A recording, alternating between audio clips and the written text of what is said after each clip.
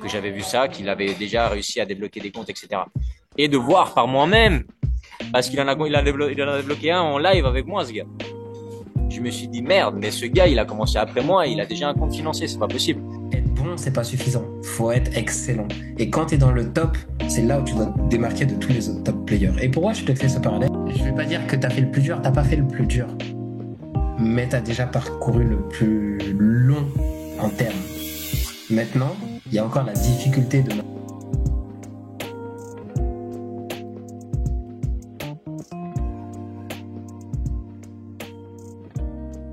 Et du coup, est-ce qu'il y a eu un moment où tu as senti vraiment un déclic dans ton apprentissage? Je crois que c'était au bout de 6 mois. C'était au bout de 6 mois que je suivais tes études de prix, que j'ai commencé à avoir un début de compréhension, on va dire, Ok. au bout de 6 mois. Où tu as commencé à te dire, ok, là, je comprends ce qui se passe, je suis plus au hasard. En fait, j'étais au niveau où je savais que je ne savais pas. C'est un niveau très important. Il y a beaucoup de gens qui ne savent pas qu'ils ne savent pas. Et c'est vrai que bah, tu vois, quand tu suis l'enseignement d'un Kevin Trudeau avec les 4 étapes de l'apprentissage, bah ouais, il faut comprendre que la première étape, c'est tu ne sais pas que tu ne sais pas. Et ensuite, la deuxième étape, c'est tu sais que tu ne sais pas. Et donc là, ok, premier déclic, boum. Pour aller à un deuxième déclic, si tu devais comparer ce déclic-là peut-être au déclic le plus récent que tu as eu, qu'est-ce qui a changé entre-temps? En fait, la seule chose que je savais quand j'ai eu le déclic de je savais que je ne savais pas, la seule chose que je savais que c'était que c'était par là en fait, et que j'avais la bonne information. C'est là que tu nous as orienté vers ICT. C'est là que j'ai commencé à charbonner sur mon anglais parce que mon anglais était nul à chier, sincèrement. Et c'est là que j'avais le gars, en fait, devant moi qui avait les résultats pour prouver que ce qu'il disait était réel, en fait.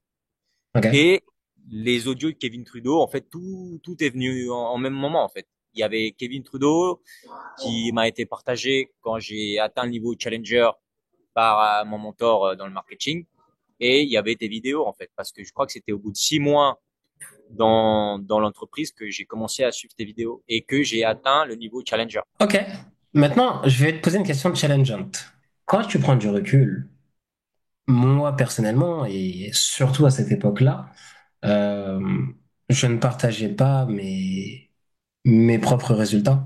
Du coup, comment j'ai pu te montrer que je savais de quoi je parlais? À travers ta parole, à travers tes enseignements, en fait, je voyais par mes propres yeux, par ma propre expérience, que ce que tu disais était vrai. Simplement, j'arrivais à le voir, en fait. J'arrivais à anticiper. Surtout, ça a commencé avec les biais en daily, en fait. Avec les biais en daily, c'est là que j'ai commencé à avoir un déclic où j'arrivais à anticiper ce qui allait se passer plus ou moins pendant la semaine. Bon, c'est toujours quelque chose de complexe d'anticiper avec exactitude vers où va aller le prix, mais on n'en a pas besoin de ça. On a juste besoin que le prix se dirige durant X partie du prix, X période. On va dire, on a juste besoin que le prix se dirige même sur un court laps de temps dans la direction qu'on a anticipé et puis d'en profiter. On n'a pas besoin d'avoir raison en fait. En fait, ce que tu essayes de dire, c'est on a juste besoin que le prix se déplace pendant une courte période de temps dans notre direction pour pouvoir miser dessus et profiter, prendre notre argent et nous tailler et nous barrer. Et quelque chose que tu nous l'as dit, c'est que c'est pas avoir le fait d'avoir raison qui nous fait de l'argent. Parce que des fois on a raison et des fois on n'arrive pas à, à se projeter. En fait, on n'est pas assez rapide ou alors le prix ne retrace pas suffisamment pour aller dans la direction que qu'on avait prévu, comme la semaine dernière. Hein.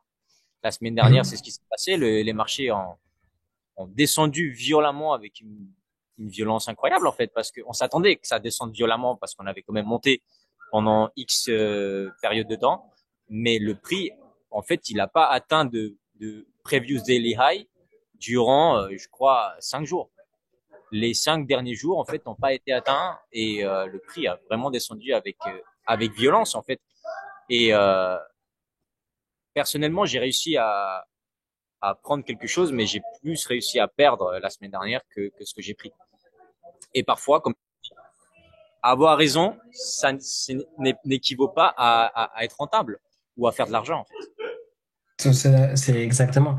Et on va revenir très rapidement là-dessus. Mais avant de revenir là-dessus, bah justement, pour toi, ça a été quoi tes premiers résultats concrets avant même ton premier payout? C'est quand tu t'es dit, OK, je commence à avoir des résultats. Quand je commence à avoir des résultats en septembre, en septembre, j'ai décidé de m'y mettre à 100% parce que maintenant, ça va faire un peu plus d'un an que je suis ici à Cuba et je me suis distrait pendant les 8 premiers mois, en fait. T'en avais besoin? J'en avais besoin parce que j'avais passé près de 4 ans à charbonner, à pratiquement pas avoir de copines, pas d'amis, pas de fêtes, rien. Donc en fait, j'ai pris le temps de me détendre un peu, sans oublier mes objectifs, parce que tous les jours, je prenais un livre, presque tous les jours. Je suivais les vidéos du Mentorship 2022. Je suivais toutes les connaissances. Les vidéos du Mentorship 2022, c'est comme la Bible pour moi, sincèrement. Euh, j'ai continué jusqu'au moment où je me suis égaré un peu plus avec des fréquentations avec des mauvaises influences, on va dire, en tout cas pour moi, qui avaient des addictions, qui sortaient tard la nuit, bref, qui étaient dans des choses, on va dire, pas très chrétiennes, La nightlife, on va dire ça comme ça. la nightlife. Et tout ce Et qui en va avec. septembre, et voilà. Et ces gens-là, en fait, j'ai dû les éloigner de moi, même s'il y avait des gens de ma famille aussi, hein. J'ai dû les éloigner de moi et c'est quelque chose dont je suis fier, en fait, c'est que j'ai jamais, en fait, été influencé par des influences extérieures pendant une période indéterminée. En fait, j'ai toujours eu cette partie de moi, cette partie de lumière, en fait, qui m'éloignait de l'obscurité. Et quand j'ai réussi à faire le tri dans mes relations, c'est-à-dire je me suis retrouvé tout seul, et c'est là que j'ai pu me commencer à me concentrer. Septembre, octobre, en octobre, novembre, j'ai su que j'étais proche. En OK. octobre, novembre de l'année dernière, je savais que j'étais proche, que je pouvais anticiper avec précision, où j'ai commencé à utiliser les opening range gap euh, et les new week, new day opening gap. C'était avec OK. Guillaume que j'avais vu ça, qu'il avait déjà réussi à débloquer des comptes, etc. Et de voir par moi-même, parce il en a débloqué un en live avec moi, ce gars. Je me suis dit, merde, mais ce gars, il a commencé après moi, il a déjà un compte financier, c'est pas possible. Je vais le faire, moi aussi. Et je peux le faire. Et c'est ce qui s'est passé. J'ai réussi à avoir 2 comptes financiers de 50 000 $ et puis j'ai fait mon premier retrait. On est encore loin de ce Graal, mais, euh, mais bientôt, c'est pour bientôt. Ouais. Et donc, déjà encore félicitations pour ce premier retrait. Et tu vois, moi, ce que j'aime à rappeler, c'est que le premier retrait, c'est pas la ligne d'arrivée, c'est plutôt le départ. En fait, il y a beaucoup de gens qui se lancent dans le trading en visant ce premier retrait. Mais pour moi, si t'aimes le foot, par exemple, bah, ton premier retrait, bah, ça y est, t'as mis le maillot du club et là, tu vas pouvoir entrer sur le terrain. C'est là où le match commence. Tu commences à jouer. Et en fait, tu vois, pour pouvoir jouer au foot, par exemple, au niveau national, être bon, c'est pas suffisant. Faut être excellent. Et quand t'es dans le top, c'est là où tu dois te démarquer de tous les autres top players. Et pourquoi je te fais ce parallèle? Parce qu'il faut bien que tu te rappelles que si tu regardes les stats, sur 100% des gens qui s'inscrivent dans une propre firme, par exemple, on va dire Top Step, seulement 2% des gens arrivent à avoir un compte financé. Dans ces 2%, seulement 1% arrivent à faire un payout. Dans ce pourcent, seulement 0,5% arrivent à leur deuxième payout. Mais si déjà tu es dans le top 1% des traders, c'est que tu fais déjà partie de l'élite. Ça y est, t'es bon, t'es sur le terrain. Mais maintenant, il faut garder sa place de titulaire à temps plein. Et en gros, faut juste pas baisser les bras, mais je vais pas dire que t'as fait le plus dur, t'as pas fait le plus dur.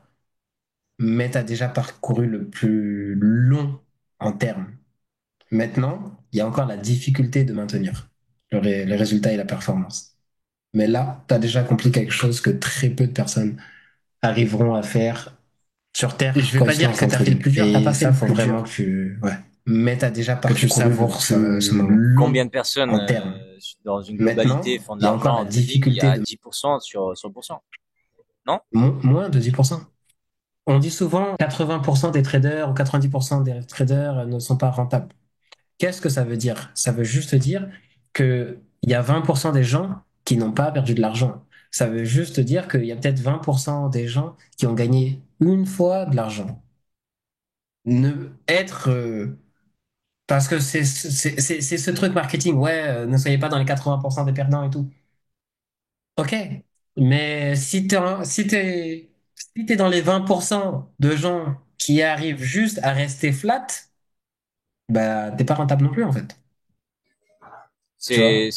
c'est là où j'en étais, en fait, pendant, je crois, les 2 dernières années de mon processus d'apprentissage. Exact. Et tu vois, maintenant que tu as eu ton premier retrait, plus que tout le monde, ok, avoir ce premier retrait, c'est dur, mais derrière, il y a tout l'aspect psychologique. Se dire, ok, je l'ai fait une fois, est-ce que je vais pouvoir le refaire une deuxième fois? Est-ce que je vais pouvoir rester solide pour me construire cet avenir, se construire cette liberté financière? Et ça, c'est les objectifs que tu as besoin pour regarder sur l'avenir. Donc, toi, aujourd'hui, là, tu viens d'avoir ton payout.